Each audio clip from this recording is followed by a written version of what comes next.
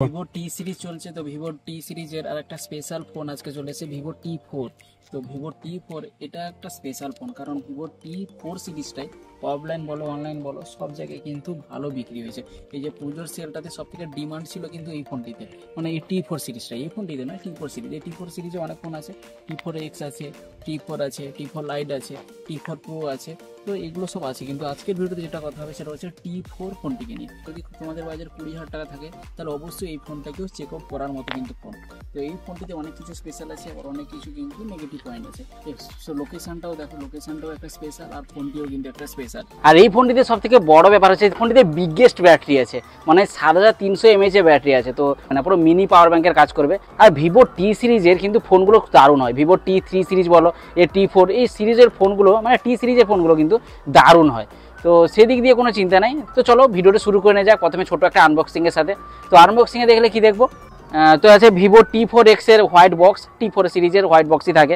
তারপরে যে কিছু বক্সে হাইলাইটিং ফিচার যেটা বক্সে থাকে, আর বক্স ওপেন করলেই সেই ফোনটা কিন্তু বেশ বড় আছে, হাতে বেশ বড় লাগছে, কিন্তু ডিজাইনটা ঠিকঠাকই আছে। পরে ফোনটিকে নিয়ে কথা বলবো। ডকুমেন্টসের জ্ঞান আছে, আর কেসটা আছে ডিসেন্ট, যেটা কিছুদিন পর হলুদ হয়ে যাবে, তো কোনো চিন্তা করার দরকার নেই, নতুন একটা কেস কিনে নেবে।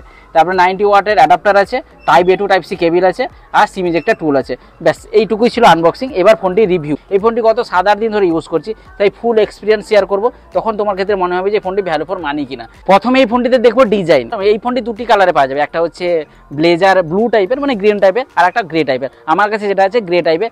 দুটো ডিজাইন কিন্তু আলাদা লাগবে, একটা একটু প্যাটার্ন টাইপের লাগবে ব্লুটা, ব্লু টাইপের ফোনটা, কিন্তু গ্রেটা এত প্যাটার্নটা ফিল আসবে না। তবে ম্যাট ফিনিশ আছে, ফিঙ্গারপ্রিন্ট সবে পড়বে না, কিন্তু ফোনটা স্ক্র্যাচ আসবে, মানে হাত থেকে পড়ে গেলে স্ক্র্যাচ হওয়ার সম্ভাবনা থাকবে। তাই কেস তো এখন দিয়েছে, কেসটা ইউজ করো, তারপরে কিন্তু নর্মালি অন্য ব্যাক কভার লাগিয়ে নেবে, নাহলে কিন্তু স্ক্র্যাচ হওয়ার একটা সম্ভাবনা থেকে যায় ফোনটিতে। একটা কথা বলে দিই, এই ফোনটি মানে ভিভো টি4টা iQOO Z10 এর সাথে সেম, মানে দুটো ফোনই সেম, শুধু বক্সটা আলাদা আর নামটা আলাদা। দুটো ফোনই একই স্পেসিফিকেশনে আসছে, একই রকমের ফোন, একই ডিজাইন, সব কিছু একই, শুধু বক্স প্যাকিংটা আলাদা। তাই একটা যদি ভিভো টি4 নিয়ে তুমি জানতে পেরে যাও, তাহলে iQOO Z10 নিয়েও সেই সেম ফোনই তোমরাও বুঝতে পেরে যাবে, দুটো ফোনই সেম। যে যেটা পারো কেনো, একটা ফ্লিপকার্টে পাবে ভিভো টি4, আর অ্যামাজনে পাবে iQOO Z10। আর এই ফোনটিতে 7300 mAh বড় ব্যাটারি থাকা সত্ত্বেও কিন্তু ফোনটার ওয়েট কিন্তু 199 গ্রামের, মানে 100-200 গ্রামের মধ্যে এই ফোনটির ওয়েট থেকে যাচ্ছে। তো কি করে যে ওয়েট ডিস্ট্রিবিউশন করে সেটা ভিভোই জানে, খুব ভালো কাজ করেছে।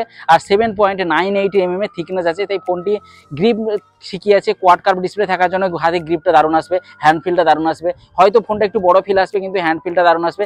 কোয়াড কার্ভ ডিসপ্লে থাকলে গ্রিপটা যাই বলো না কেন, গ্রিপ ভালো আসে। হয়তো কোয়াড কার্ভ ডিসপ্লে তোমাদের এমনি স্ক্রিন গার্ড কিনতে একটু বেশি টাকা খরচ হবে, কিন্তু হাতে গ্রিপটা দারুণ আসবে। আর এই ফোনটিতে ব্যাকটা ফ্রেমটা দুটোই পলিকার্বনের স্পট সেন্সেশনের আলফার প্রোটেকশন যদিও আছে, তবে এই প্রোটেকশন কেমন আমার জানা নেই, তাই তোমরা কেস লাগিয়ে ইউজ করবে। ফোনটির হোল্ড ব্যাপক, IP65 এর রেটিংস আছে, যদিও এটা নেগেটিভ, মানে এই সব বাজেটে IP68, 69 এর রেটিংস অন্য ফোনে পেয়ে যাবে, কিন্তু এই ফোনটিতে IP65 এর রেটিংস দিয়েছে। তাই বৃষ্টির জল পড়া মানে ফোনটিকে রাম রাম সত্যি সত্যি হয়ে যাবে। এবার বলবো এই ফোনটির ডিসপ্লে। এই ফোনটিতে ডিসপ্লে কিন্তু খুব ব্রাইট, মানে নর্মালি তোমরা আউটডোরে দেখো বা ইনডোরে দেখো, ডিসপ্লে কিন্তু খুব ব্রাইট।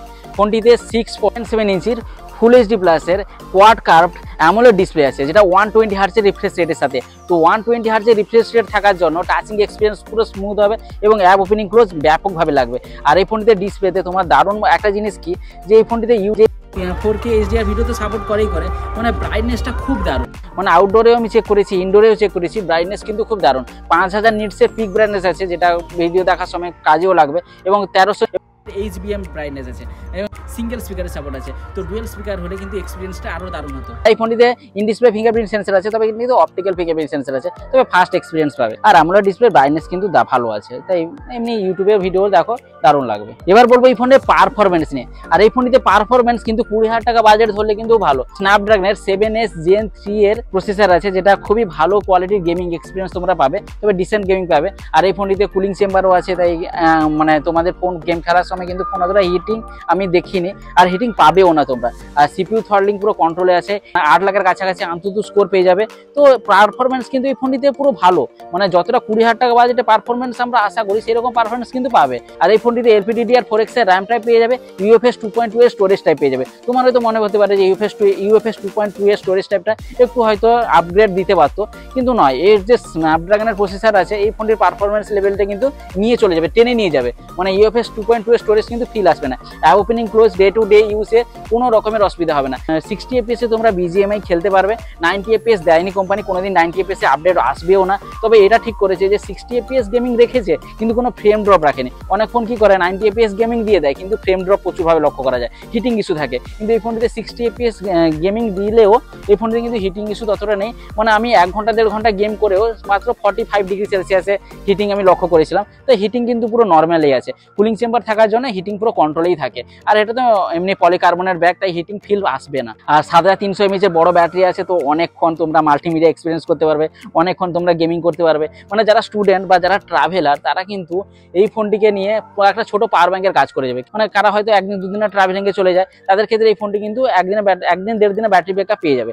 7300 mAh ব্যাটারি আছে, 90 ওয়াটের ফাস্ট চার্জিং আছে, তো ফাস্ট চার্জ হয়ে যাবে 65 মিনিট 70 মিনিটের মধ্যে ফাস্ট চার্জিং হয়ে যাবে। তারপরে 1.5 দিনে ব্যাটারি ব্যাকআপ পেয়ে যাবে, আরামসে মাল্টিমিডিয়া ইউজ করতে পারবে, কোনো রকমের অসুবিধা নেই। সব দিকে কিন্তু এই ফোনের ব্যাটারিটা সব থেকে বিগেস্ট প্লাস।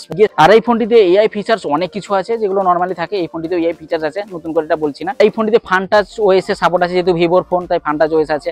আর অ্যান্ড্রয়েড 15 এর আপডেট আছে, আউট অফ দ্য বক্স আছে অ্যান্ড্রয়েড 15। আর এই বছর এই ফোনটিতে 2 বছরের মেজর আপডেট পেয়ে যাবে, 3 বছরের সিকিউরিটি আপডেট পেয়ে যাবে। আর ভিভো কিন্তু আপডেট টাইমে দিয়ে থাকে এবং আপডেট কিন্তু পাওয়া যায়। তবে এটা 3-4 এর কম্বিনেশন দিলে ভালো হতো, কিন্তু 2-3 কম্বিনেশন দিয়েছে। হ্যাঁ, এই ফোনটিতে কিছু প্রি ইনস্টল অ্যাপ আছে, ভিভোর ফানটাচ ওএস মানেই তো তোমরা প্রি ইনস্টল অ্যাপ পেয়ে যাবে। আর এই ফোনটিতেও সেই নতুন কিছু নেই, প্রি ইনস্টল অ্যাপ আছে যেগুলো তোমাকে আনইনস্টল করতেই হবে।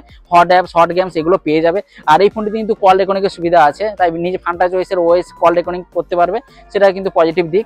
এবার বলবো এই ফোনটিতে ক্যামেরা নিয়ে, কারণ ভিভোর ফোনে ক্যামেরা কিন্তু ভালো হয়, বিশেষ করে ভিভোর ফোনে সেলফিগুলো ভালো হয়, ফ্রেশনেস থাকে। আর এই ফোনটি এত বড় ক্যামেরা মডিউল দেখছো, কিন্তু একটা মেন ক্যামেরা ভালোভাবে কাজ করে, যেটা হচ্ছে 50 মেগাপিক্সেলের ক্যামেরা। সেটা 50 মেগাপিক্সেলের ক্যামেরা আছে, আর একটা 2 মেগাপিক্সেলের ক্যামেরা আছে। তবে 50 মেগাপিক্সেলের ক্যামেরাটা সোনির সেন্সার IMX882 এর সেন্সার আছে, যেটার সাহায্যে তোমরা ভালো কোয়ালিটির ফটো পাবে। আর সামনে কিন্তু 32 মেগাপিক্সেলের সেলফি ক্যামেরা আছে। এই ফোনটিতে কোনো আলট্রা ওয়াইড সেন্সার নেই, নর্মালি এমনি নর্মাল ক্যামেরাতে ফটোগুলো কিন্তু দারুণ আসবে, ডিটেলিং ঠিক আছে। তোমাদের মানে যেরকম ভিভোর ফোনে হালকা বিউটিফাই হয়ে যায়, সেরকম বিউটিফাই হয়তো এই ফোনে আমি লক্ষ্য করিনি। ন্যাচারাল রাখার চেষ্টা করছে, এত ওভার স্যাচুরেটেড রাখেনি। হিউম্যান বডি খুব ভালো হয়েছে।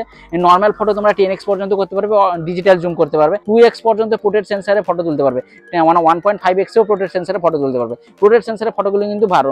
আমি তোমাদের ফটো স্যাম্পেলও দেখাচ্ছি, ফটো স্যাম্পেলগুলো দেখো, কালারগুলো দেখো, ন্যাচারাল আছে এবং কালারগুলো হিউম্যান বডির কালারও ঠিকই আছে, ন্যাচারাল আছে। থেকে ডিসেন্ট ফটোগ্রাফি তোমরা করতে পারবে। আমি বিভিন্ন জায়গায় বিভিন্ন অ্যাঙ্গেলে ফটোগুলো তোমাদের দেখাচ্ছি।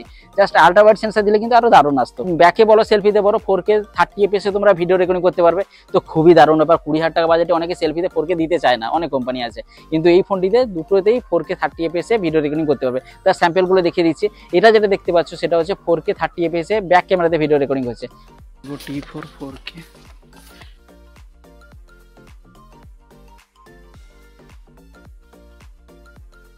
সেলফিতে সে কি হালকা আছে, ডিটেলিং ঠিক আছে, জুম নেই, ওকে। কোয়ালিটি তোমরা বুঝতেই পেরে যাচ্ছ যে কোয়ালিটিটা কেমন, সেটা তোমাদের কেমন লেগেছে সেটা অবশ্যই কমেন্ট বক্সে জানিও। এতদূর যখন ভিডিওটা দেখেছো অবশ্যই লাইক করে সাবস্ক্রাইবটা করে দিও, কারণ সাবস্ক্রাইব করলে একটু মোটিভেট লাগে। আর এই ফোনটিতে নেটওয়ার্কে দেখলে 4G প্লাসের সাপোর্ট পেয়ে যাবে, 5G প্লাসেরও নেটওয়ার্ক আমি লক্ষ্য করেছি, জিওতে বিশেষ করে ভালো নেটওয়ার্ক দিচ্ছে। আর এই ফোনটিতে তোমাদের ডুয়েল সিমের সাপোর্ট আছে, কিন্তু কোনো মেমোরি কার্ডের সুবিধা নেই। ফোনটি যদি আমি এই 20,000 টাকা বাজেট লক্ষ্য করি, তাহলে কিছু জিনিস আমাদের পজিটিভ আছে। এক হচ্ছে ডিসপ্লে, 2 হচ্ছে ব্যাটারি, যেটা বিগেস্ট হাইলাইট হচ্ছে এই ফোনটিতে ব্যাটারি, 7300 mAh ব্যাটারি। তো এই ফোনটিতে ডিসপ্লে ভালো পাচ্ছ, ব্যাটারি ভালো পাচ্ছ, পারফরমেন্স ডিসেন্ট পাচ্ছ, ক্যামেরাও ডিসেন্ট পাচ্ছ, সব দিক থেকে কিন্তু এগুলো ভালো। আর কিছু কিছু নেগেটিভ আছে, যেরকম IP65 দিয়েছে, সিঙ্গেল স্পিকার দিয়েছে, এগুলো একটু কয়েকটা নেগেটিভ যদি বাদ দেওয়া হয়, এই ফোনটা কিন্তু ভ্যালু ফর মানি হচ্ছে। তো তোমরা যদি চেক আউট করতে চাও, কারো যদি খুব ভালো ব্যাটারি লাইফ চাই, বিশেষ করে স্টুডেন্ট লাইফ যারা কাটাও, যারা ট্রাভেলার্স, এই পর্যন্ত ভিডিও যদি ভালো লেগে থাকে তাহলে অবশ্যই লাইক করে সমস্ত বন্ধুদের সাথে শেয়ার করে দাও। এবং নেক্সট ভিডিও আসছে Oppo K13X, সেটা দেখার জন্য অবশ্যই চ্যানেলটিকে সাবস্ক্রাইব করে পাশের বেল আইকনটাকে প্রেস করে রাখবে। দেখা হবে তাহলে নেক্সট ভিডিওতে। সুস্থ থেকো, ভালো থেকো, টাটা।